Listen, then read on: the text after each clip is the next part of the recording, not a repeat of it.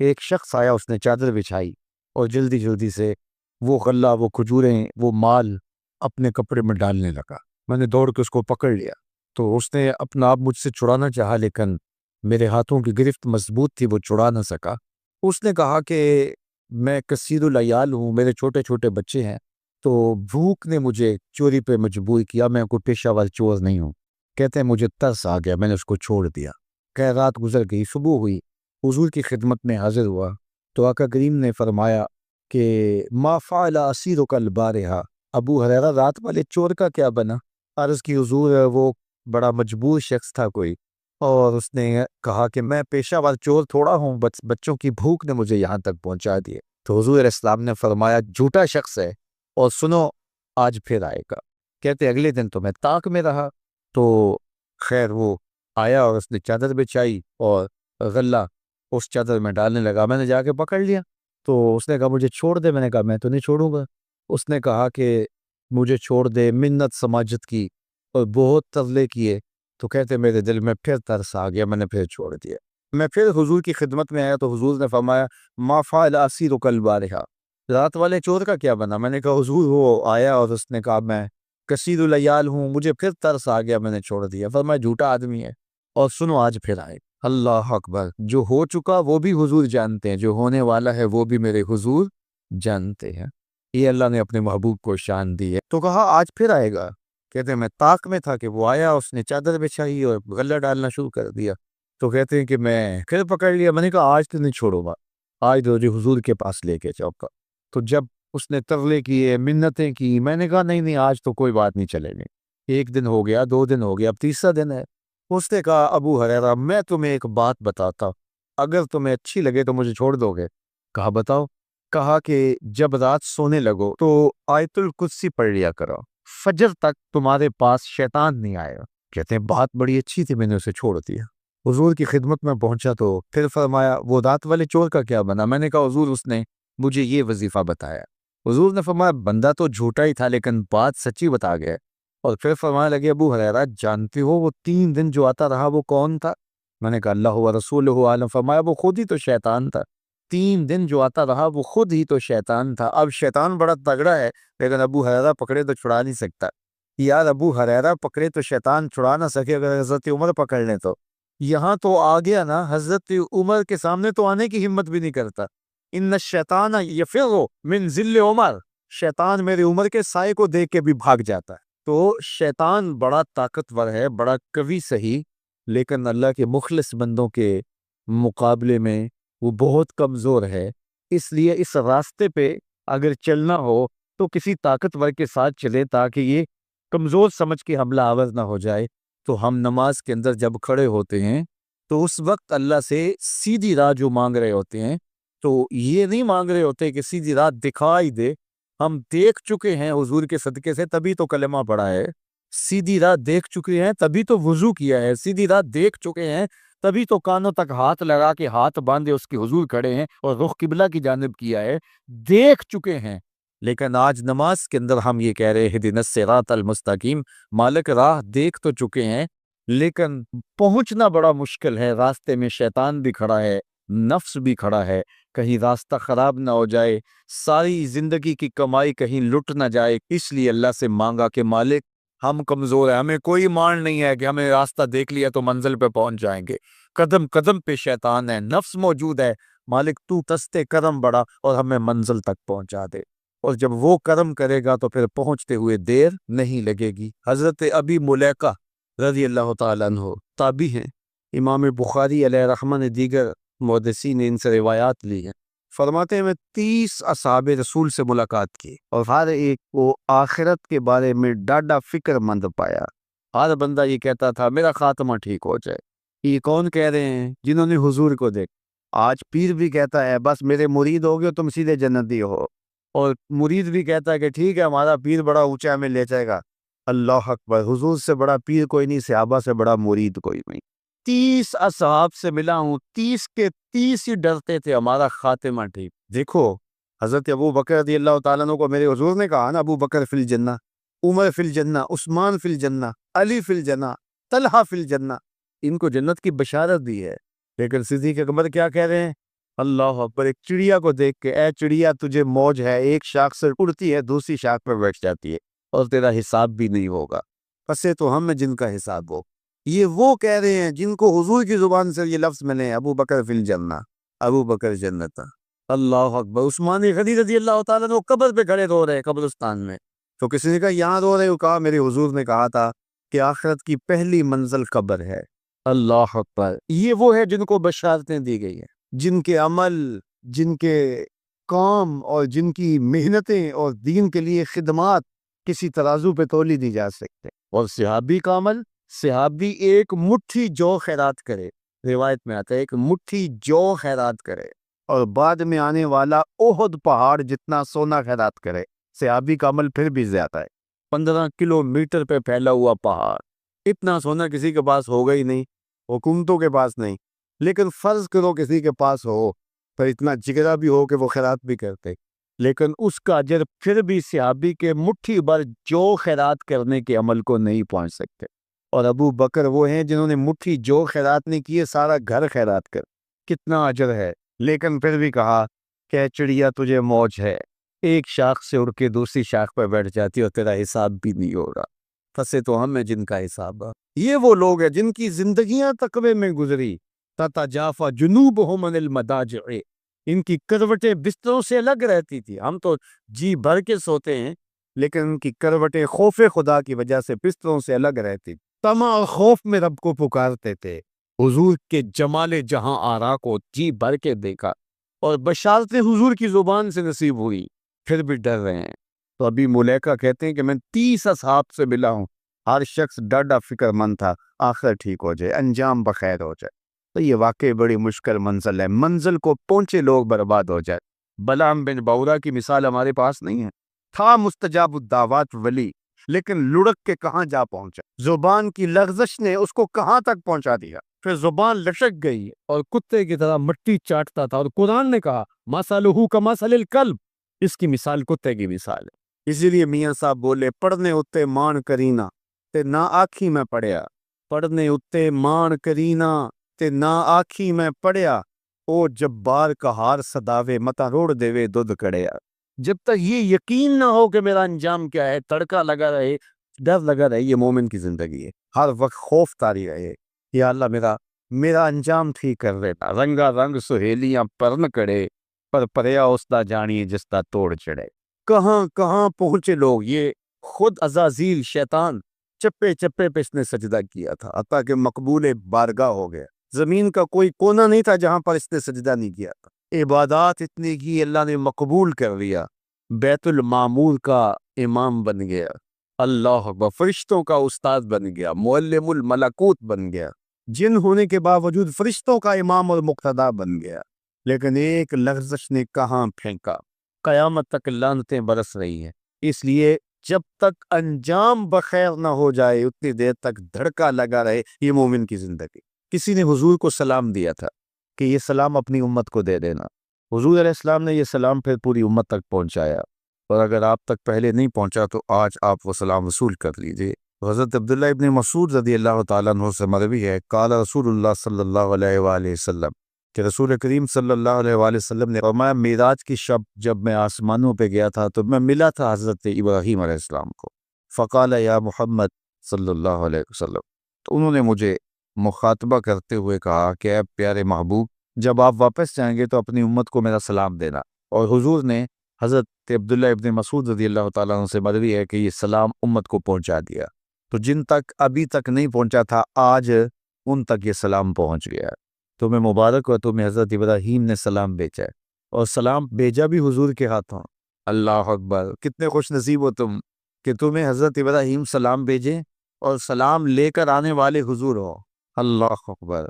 تو یہ ہمارا اعزاز ہے کہ ہمیں یہ اعزاز ملا، میری خوش قسمتی میں تیرا امتی، یہ میرا اور آپ کا مقدر کہ ہم حضور کے امتی ہیں، ہمیں نبیوں کے سلام آ رہے ہیں، تو کہا کہ اپنی امت کو میرا سلام کہنا اور انہیں میری جانب سے ایک پیغام بھی دینا، یہ خبر بھی دینا۔ اور وہ خبر کیا ہے؟ سنو، جنت کی جو مٹی ہے وہ بڑی پاکیزہ ہے، اور وہاں کا پانی بڑا میٹھا ہے، کھیت بڑے زرخیز ہیں، جو بھی بیج لگاؤ فوراً اگ جاتا ہے، تو جو زرخیز زمین ہوتی ہے تو پھر کسان چاہتا ہے کہ اس میں کچھ ڈال لے. وہ ہمارے پنجابی میں کہتے ہیں کہ وہ زمین وتر میں ہوتی ہے، تو بیج ڈالو گے تو جلدی اگے گا. 5 بیج ہیں جو وہاں بو گے تو وہاں خوبصورت گلاب کھلیں گے، وہاں خوبصورت چمن آباد ہو جائے گا، وہاں تمہارا اپنا باغ ہوگا. اس میں سبحان اللہ کے کچھ بیج ڈال دو، کچھ الحمدللہ کے بیج ڈال دو، کچھ لا الہ الا اللہ کے بیج ڈال دو، کچھ اللہ اکبر کے بیج ڈال دو، کچھ لا حول ولا قوت الا باللہ کے بیج ڈال دو. کہا کہ کھیت تیار ہے، سہاگا لگا ہوا ہے، زمین وتر میں ہے، پانی وافر ہے، مٹی اچھی ہے، موسم خوبصورت ہے. انہیں جا کے میرا سلام دینا، انہیں کہنا کہ بس بیج ڈال لو اور یہ بیج تمہارے پاس موجود ہے. اور اب بھی اگر کوئی بیج نہ ڈالے، اقبال نے کہا تھا نا، موسم اچھا پانی وافر مٹی بھی زرخیز. موسم اچھا پانی وافر مٹی بھی زرخیز، جس نے اپنا کھیت نہ سینچا وہ کیسا دہقان. تو کہا کہ یہ 5 بیج تمہارے پاس رکھے ہوئے ہیں اور یہ بیج ہمیں ہمارے حضور نے دیے. کہا بیج تمہیں دیے ہیں، کھیتی فرشتوں نے تیار کر دی ہے، باغ اچھا ہے، اور یہ پکی بات ہے تم بیج ڈالو گے تو فصل اگے گی. اور وہاں ہوائیں چل رہی ہیں کستوری کی مہک سے، مشک بار ہوائیں. تو اب تمہاری مرضی ہے کہ تم بیج لگاتے ہو یا بیج نہیں لگاتے ہو. تو کہا کہ یہ حضرت ابراہیم نے پیغام بھیجا ہے آپ سب کے لیے. حضور کی وساطت سے یہ پیغام آیا ہے کہ جنت کی مٹی تیار ہے اور سہاگا لگا ہوا ہے، پانی بالکل تیار ہے اور کھیت بھی ہموار ہے. بس آپ نے جو ہے وہ چھڑکاؤ کرنا ہے بیج کا. اور یہ بیج 5 ہیں، اگر تم ڈال لو گے تو فصل اگ جائے گی. موج کرو گے، کبھی دعائیں دو گے کہ کسی نے کوئی نسخہ بتایا تھا. تو یہ 5 بیج کون سے ہیں؟ سبحان اللہ، الحمدللہ، لا الہ الا اللہ، اللہ اکبر، لا حول ولا قوت الا باللہ. تو یہ 5 بیج بونے کے لیے ہی تو ہم یہاں آئے ہیں. ہم گھر بار چھوڑ کے اس لیے آئے نا. گھر والے پوچھتے ہو کدھر جا رہے ہو، ہم کھیتی باڑی کرنے جا رہے ہیں. ہم کچھ بیج لگا کے آئیں گے انشاءاللہ. پھر جب وہ اگیں گے، بڑے ہوں گے، تو جنت میں آپ کو بھی اس کی چھاؤں میں بٹھائیں گے. تو انہوں نے کہا ہوگا جاؤ تم بھی کھیتی باڑی کرو، تو پیچھے سے ہم بھی فارغ نہیں ہیں، ہم بھی انشاءاللہ بیج گاڑیں گے. تو پڑھیے سبحان اللہ والحمدللہ ولا الہ الا اللہ واللہ اکبر ولا حول ولا قوت الا باللہ. سبحان اللہ والحمدللہ ولا الہ الا اللہ واللہ اکبر ولا حول ولا قوت الا باللہ. سبحان اللہ والحمدللہ ولا الہ الا اللہ واللہ اکبر ولا حول ولا قوت الا. لاکھوں لوگ حضور کی چوکھٹ پہ، لیکن ہر بندہ یہ محسوس کرتا ہے اس کا ساری رحمتیں میرے پہ اتر رہی ہے، میرے پہ برس رہی ہے. وہ کیا کسی نے کہا تھا اور قلم توڑ دیا. اس نے کہا کہ یہ کتنی عجیب بات ہے کہ اتنے بڑے ہجوم میں، ذرا شعر کا حسن دیکھیے، یہ کتنی عجیب بات ہے کہ اتنے بڑے ہجوم میں وہ دیر تک سنتے رہے بس میری ہی داستان. ہر بندے کو یہی محسوس ہوتا ہے، یہ کتنی عجیب بات ہے کہ اتنے بڑے ہجوم میں وہ دیر تک سنتے رہے میری ہی داستان. تو ہر بندے کو یہی لگتا ہے کہ میری ہی وہ سن رہے ہیں. اور زہری صاحب کا انداز بڑا سادہ ہے، پنجابی لہجہ ہے کہ آقا دے دوارے تے غلامہ دیاں ٹولیاں، ایک پیا سن دائے لکھاں دیاں بولی. ایک پیا سن دائے، کوئی اردو میں بول رہا ہے، کوئی پشتو میں بول رہا ہے، کوئی پنجابی میں بول رہا ہے، کوئی عربی میں بول رہا ہے. اور اقبال کہتا ہے شش جہت روشن زتاب روئے تو ترکو تاجی کو عرب ہندوئے تو. حضور یہ ترک بھی آپ کے غلام، یہ تاجک بھی آپ کے غلام، یہ عرب بھی آپ کے غلام، یہ سارے نوکر آپ کے. گرد تو گردد حریم کائنات، از تو خواہم یک نگاہ التفات. مجھے اپنے والد گرامی یاد آ گئے، وہ روزانہ یہ شعر پڑھا کرتے تھے، اور پڑھتے ہوئے ان کی جو کیفیت ہوتی تھی ہمیں ترس آتا تھا ان کے اوپر. اور ہم بالکل جب چھوٹے تو ہم خود رونے لگ جاتے تھے ان کو دیکھ کے. تو وہ روزانہ پڑھتے تھے ز مہجوری برآمد جان عالم، ز مہجوری برآمد جان عالم، تراہم یا رسول اللہ تراہم. اے محبوب دو عالم، تمام جہان کی جان آپ کے فراق میں نکل رہی ہے. تراہم یا رسول اللہ تراہم، تراہم یا نبی اللہ تراہم. حضور رحم کیجئے. نہ آخر رحمت للعالمین، ز محرومہ چرا فارغ نشے. حضور آپ رحمت للعالمین نہیں ہیں، تو جب ہیں تو حضور ہمارے پہ کرم کیجیے. بروں آور سرز برد یمانی، کہ روئے تست صبح زندگانی. حضور وہ یمنی چادر جو آپ اوڑے ہوئے ہیں ذرا اس کو ہٹائیے نا رخ سے. آپ کا مبارک چہرہ زندگی کی صبح ہے. ادیم طائف نالین پاکن شراکز رشتہ جہاں ماکن. حضور طائف کے چمڑے کی بنے ہوئے مبارک نالین آپ زیب تن کیجئے. شراکز رشتہ جہاں ماکن، اور اس مبارک نالین کے اندر تسمے میرے چمڑے کے نہیں میری جان کے ڈالیے. چے باشد گر کنی سوئم نگاہے پیا پہ گر نہ باشد گاہے گاہے نگاہے یا رسول اللہ نگاہے. 100,000 جبریل اندر بشر بہر حق سوئے غریباں یک نظر. یا رسول اللہ انظر حالنا یا حبیب اللہ اسما قالنا اننی فی بحر غم من مغرقن خذ یدی ساحل لنا اشکالنا. یا صاحب الجمال و یا سید البشر من وجهک المنیر لقد نور القمر لا یمکن الثناء کما کان حقہ بعد از خدا بزرگ توئی قصہ مختصر. اللہ اکبر. یہ معمول تھا ان کا، یہ وظیفہ کہہ لیجئے.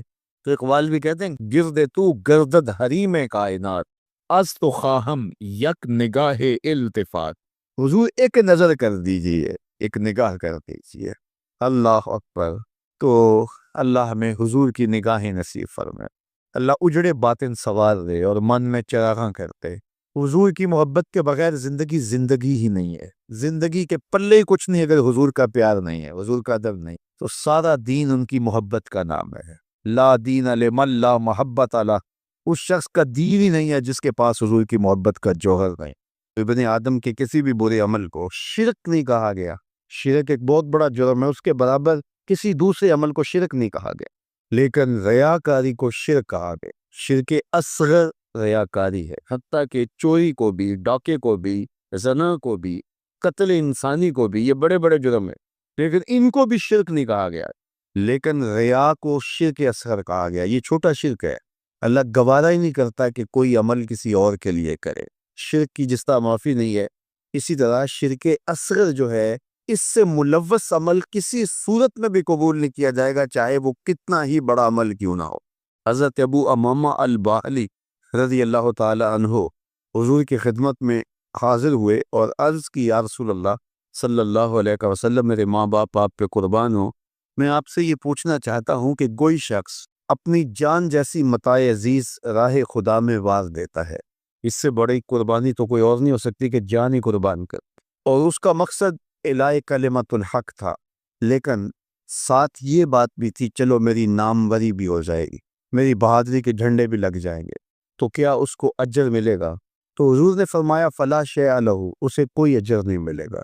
تو ابو امامہ الباہلی یہ سمجھے کہ شاید میں جو مقصود تھا وہ حضور سے عرض نہیں کر سکا. انہوں نے دوبارہ کہا حضور اس کا مقصد اعلاء کلمت الحق ہے، وہ اللہ کے جھنڈے کو اونچا کرنا چاہتا ہے. قربانی اس نے اس لیے دی، لیکن ساتھ یہ بات بھی تھی کہ چلو میری ناموری بھی تو ہوگی.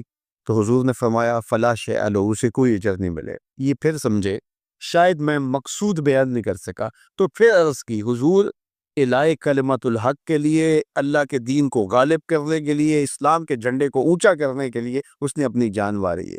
لیکن ضمن میں یہ بات بھی تھی کہ چلو ساتھ میرا نام بھی تو اونچا ہوگا، میری ناموری اور شہرت کے جھنڈے بھی تو لگیں گے. تیسری مرتبہ جب دہرا کے پوچھا تو حضور نے پھر فرمایا فلا شیء لہ، ابو امامہ اسے کوئی اجر نہیں ملے گا. اور فرمایا اللہ صرف اسی عمل کو قبول کرتا ہے جو صرف اسی کے لیے کیا جائے، صرف اسی عمل کو قبول کرتا ہے. اب ذرا دیکھیے کہ اللہ تعالیٰ جل شانہ کی یہ غیرت ہے کہ وہ اس عمل کو قبول ہی نہیں کرتا جو غیر سے ملوث ہو جائے. وہ صرف اس عمل کو قبول کرتا ہے جو محض اس کے لیے کیا جائے، اور اس کے علاوہ عمل کو شرک اصغر قرار دیا گیا. تو شیطان کی کوشش یہ ہوتی ہے کہ وہ عمل کو ریا میں مبتلا کرتے تاکہ یہ عمل کی مشقت بھی گوارا کرے اور اس کو اس سے کچھ حاصل ہونے کی بجائے الٹا اللہ کی ناراضگی ملے. اور اگر کوئی شخص ریا سے بھی بچ نکلتا ہے، اس نے تنہائی میں سجدے کیے، اس نے انتہائی مخفی انداز میں راہ خدا میں خیرات کی، تو انتہائی خلوص کے ساتھ اس کے اعمال سر انجام ہوئے. کہ شیطان کا اگلا حملہ اس پر یہ ہوتا ہے کہ اس کو عجب میں مبتلا کرتے. عجب کیا ہے کہ وہ اپنے عمل کو دیکھتا ہے، اپنے آپ کو دیکھتا ہے، کہتا ہے واہ یہ عمل تو میرے پاس ہے، دوسروں کے پاس تو نہیں ہے. میں تو تہجد گزار ہوں، 5 نمازیں بھی پڑھتا ہوں، صلاۃ الاشراق بھی پڑھتا ہوں، صلاۃ الچاشت بھی پڑھتا ہوں، صلاۃ الاوابین بھی پڑھتا ہوں۔ میں تو دن کو روزہ بھی رکھتا ہوں، راتوں کا قیام بھی مجھے نصیب ہے۔ میں تو تلاوت کلام مجید بھی روز اتنے پارے پڑھتا ہوں، میں یہ بھی کرتا ہوں، میں یہ بھی کرتا ہوں، اور کسی کے دکھلاوے کے لیے بھی نہیں کرتا۔ تو وہ اپنے اس عمل کی وجہ سے عجب میں، خود نمائی میں اپنے آپ کو دیکھنے لگ جاتا ہے، اور وہ جو عمل نہیں کر رہے ہوتے ان گناہ گاروں کو حقیر جاننے لگ جاتا ہے۔ تو یہ عجب اس کو برباد کر دیتا ہے، اور عجب اس کے عمل کے حسن کو اور عمل کے جمال کو چھین لیتا ہے۔ علامہ رومی فرماتے ہیں کہ کچھ عامل ایسے ہوتے ہیں کہ 4 دن نمازیں پڑھیں تو آسمان کی طرف دیکھنے لگتے ہیں کہ آسمان سے کوئی پیغام میرے نام آ رہا ہے کہ نہیں آ رہا ہے، تو جبکہ یہ راستہ تو محض اس کی رضا کے لیے چلتے رہنے کا ہے، ساری زندگیاں گزر جاتی ہیں۔ حضرت ذوالنون مصری کہتے ہیں کہ میں ایک شخص کے پیچھے دوڑتا تھا اور وہ فقیر میری طرف نظر اٹھا کر بھی نہیں دیکھتا تھا، تو 40 سال کے بعد ایک دن اس نے میری طرف پلٹ کے دیکھا اور مسکرا کے کہا کہ تم میرے پیچھے پیچھے رہتے ہو، خیر تو ہے؟ 40 سال کے بعد تو میں نے کہا کہ میں اس میں اعظم کی تلاش میں ہوں، تو اس نے ہنس کے کہا یہ اتنا ذوقہ نہیں ملتا۔ تو کہا میرے 40 سال بیت گئے اور آج اس نے نظر اٹھا کے دیکھا۔ ریا کے بعد اگلا مرتبہ شیطان کے لوٹنے کا وہ عجب ہے، وہ اس کے اعمال کو مزین کر کے اس کے سامنے رکھ دیتا ہے، اور وہ سمجھتا ہے کہ یہ میرے پاس، یہ عمل اوروں کے پاس نہیں ہے۔ لیکن اللہ کسی کے اعمال کا حجم نہیں دیکھتا، اللہ تعالیٰ جل شانہ بندوں کے عجز کو دیکھتا ہے۔ وہ گناہ، جس گناہ کے بعد جو ہے وہ شرمندگی ہو جائے، اس نیکی سے بہتر ہے جس نیکی کے بعد عجب اور تکبر کرتا ہو۔ اللہ کو وہ آنسو قبول ہے جو ندامت کے۔ اس کا مایا سونی نوکری کو کہتے ہیں کہ وہ نوکری بہت اچھی نام بھج مسیح اتنی بڑے سب سے سب سے اچھی نوکری، سب سے اچھا کام، سب سے بہتر وظیفہ اس کا ہے جو قرآن خود بھی سیکھتا ہے اور اوروں کو بھی سکھاتا ہے۔ تو اس کتاب سے جڑ جاؤ، اس کتاب سے وابستگی اختیار کرو۔ جس رات کے دامن میں قرآن نازل ہو وہ رات تو افضل ہو، وہ رات تو 1000 مہینے سے اشرف ہو۔ اللہ اکبر۔ تو پھر مجھے بتاؤ کہ جو قرآن کو اپنی روح میں بسا لے، جو اپنے اعمال کو قرآن کی تعلیمات کے تابع کر دے، جو اپنے دنوں کو قرآن کے اجالوں میں گزارے، اپنی راتوں کو قرآن کی تلاوت میں بسر کرے، دن کی تنہائی میں اور رات کے اجالوں میں قرآن پڑھے، بتاؤ وہ کتنا اشرف ہوگا۔ اس لیے میرے اور آپ کے آقا و مولا نے فرمایا راتوں کی تنہائیوں میں اٹھ کے قرآن پڑھا کرو، اور قرآن پڑھتے ہوئے رویا کرو، اور اگر رونا نہ آئے تو رونے کی کوشش کیا کرو، کوشش کیا کرو۔ رکت پیدا ہو جائے تمہیں قرآن کی تلاوت کرتے کرتے۔ حضرت داتا گنج بخش علی حجویری علیہ رحمہ سے ایک مرید نے کہا حضرت اگر رونے کی کوشش کریں پھر بھی رونا نہ آئے، فرمایا پھر اپنے مقدر پہ رویا کر، تم اتنے سنگ دل ہو گئے ہو کہ تمہاری آنکھیں آنسوں کا خراج نہیں دیتی ہیں۔ تو اس کتاب کے ساتھ جڑ جاؤ، تعلق کو مضبوط کر لو، اور اس کتاب سے وابستگی تمہیں دنیا آخرت کی بہتری کی ضمانت فراہم کرے گی۔ اور یہ کتاب زندہ ہے، اس کا پیغام کبھی فرسودہ نہیں ہوا، اس کا پیغام کبھی پرانا نہیں ہوا، ہر دور کے تقاضوں سے یہ کتاب ہم آہنگ ہے، اور یہ کتاب ہر شخص کی ضرورت کی کفالت کرتی ہے۔ اور پھر اللہ نے اس کو اتنا آسان کیا ہے، اتنا جامع بنایا ہے کہ ہر طبقہ زندگی کے شخص کے لیے قرآن کافی ہے، ہر شخص کی ضرورت کا کفیل ہے۔ اس کو ایک عام شخص پڑھے تو اس کو بھی نور ملتا ہے، ایک نقطہ بھی شخص اس قرآن کا مطالعہ کرے تو اس کو بھی روشنی ملتی ہے، ایک فلسفی پڑھے تو محروم وہ بھی نہیں ہوتا۔ جو بھی اس قرآن سے پڑھے، دیکھیے کچھ کتابیں ایسی ہوتی ہیں وہ بچوں والی ہوتی ہیں، جو پڑھے لکھے لوگ ہیں ان کی کوئی دلچسپی وہاں نہیں ہوتا، الف انار اور بے بکری میں انہیں کوئی دلچسپی نہیں ہوتی، اور جو بڑی کتابیں ہیں بچوں کی سمجھ سے ورا ہوتی ہیں، لیکن یہ واحد قرآن ہے، جس طبقے کا شخص بھی پڑھے، ان پڑھ پڑھے تو اس کو بھی نور مل۔ میں دیکھتا ہوں تلاوت چل رہی ہوتی ہے اور تلاوت عربی میں ہے، اور بندہ عربی جانتا نہیں ہے، وہ بھی جھوم رہا ہوتا ہے، اس کو بھی حظ مل رہا ہوتا ہے۔ یہ کتاب ہر طبقہ زندگی کو روشنی دیتی ہے، یہ قیامت تک آنے والی انسانیت کے لیے رشد و ہدایت کا صحیفہ ہے۔ اس کتاب سے جڑ جانے سے بلندیاں نصیب ہوتی ہیں۔ جس رات کو یہ کتاب اترے وہ رات تو لیلۃ القدر کہلائے، اور جو شخص اس کتاب سے وابستہ ہو جائے اور اس کتاب کو اپنی روحوں میں سمولے، وہ ذی قدر کیوں نہیں ہوگا، وہ عزت کا مالک کیوں نہیں ہوگا، وہ شان و اور عظمتوں کا مالک کیوں نہیں ہوگا؟ تو آئیے میں اور آپ اس ذات کی ان خوبصورت پہنائیوں کے اندر اور ان وسیع لمحوں کے اندر کتاب اللہ کے ساتھ جڑنے کا عزم کر کے اللہ کے حضور دعا کے لیے ہاتھ پھیلائیں کہ اے اللہ ہمیں اس کتاب کے ساتھ جوڑ دے. یہ کتاب زندگی بخش ہے. اللہ پوری امت کو اس کتاب کے ساتھ جوڑ دے. اقبال کہتے ہیں فاش می گوئم آنکھ در دل مزمرس ای کتاب نیز چیزیں دیگرس. جو میرے اندر چیز چھپی ہوئی ہے اس کو کھل کے اگر بتاؤں، یہ کتاب نہیں، یہ کوئی اور